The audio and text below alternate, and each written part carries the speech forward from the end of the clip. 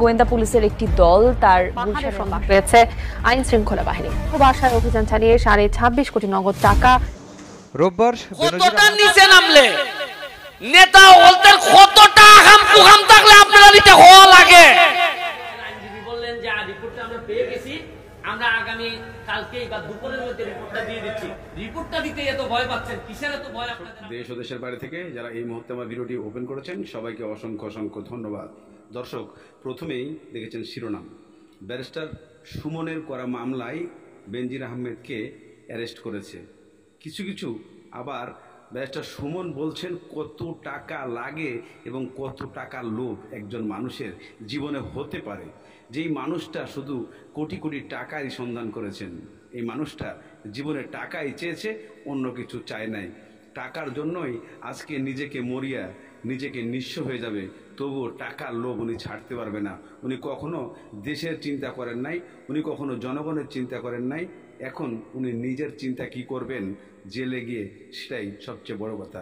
চলুন ব্যারিস্টার সুমনের কিছু কথা আমরা শুনে আসি, তাহলে বুঝতে পারবো।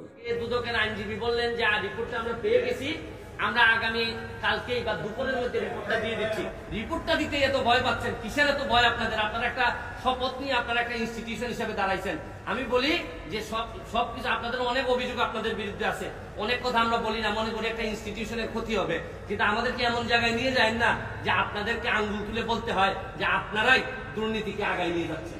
আপনি যত বড় শত্রু কি হন, এমন একটা দেশে আপনি জন্মাইছেন যে চাইলেই আপনি এখান থেকে বেরোতে পারবেন না। আমাদের ঘুষ দিয়ে থানায় কাজ করতে হয়, আমাদের ঘুষ দিয়ে এই ভূমি অফিসে কাজ করতে হয়। দুদক যেখানে দাঁড়াই আছি না, এখানে ডিডি পর্যন্ত বিভিন্ন লোকজনের বিরুদ্ধে সরাসরি অভিযোগ আছে টাকা।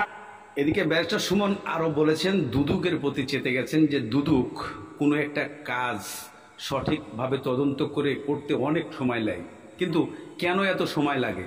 কেন একটা রিপোর্ট দিতে আপনাদের এত টাইম প্রয়োজন মনে হয়?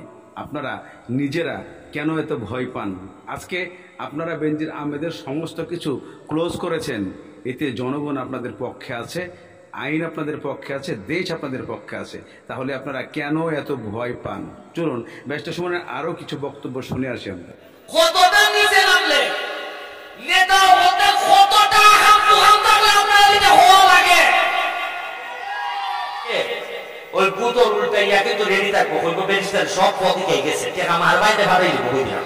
আপনারা যে কাজটা আরো 30 বছর আগে ওইবার কথা, এখন আপনারা আমার কাছে চাইতেছেন যে বাবা একটা বাউন্ডারি করে দাও তুমি। আমি বাঁচবো কিনা জানি না, আমি এমপি আবার দাঁড়াইবো কিনা জানি না, আমি শিওর না।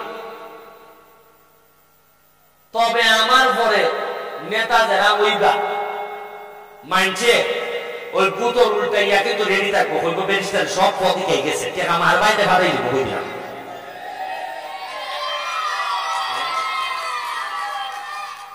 খাটতে গাদালুনি মারে এরা টেহা, এরাই তাকে বল যাচ্ছি ভাইবার কথা।